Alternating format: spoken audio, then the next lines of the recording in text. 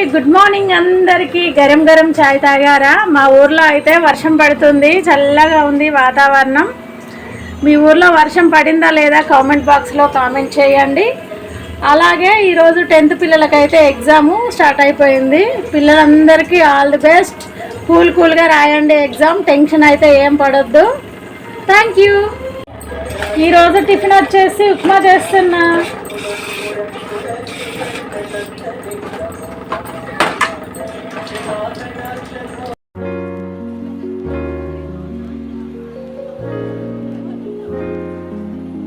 నా టిఫిన్ అయితే రెడీ అయిపోయింది.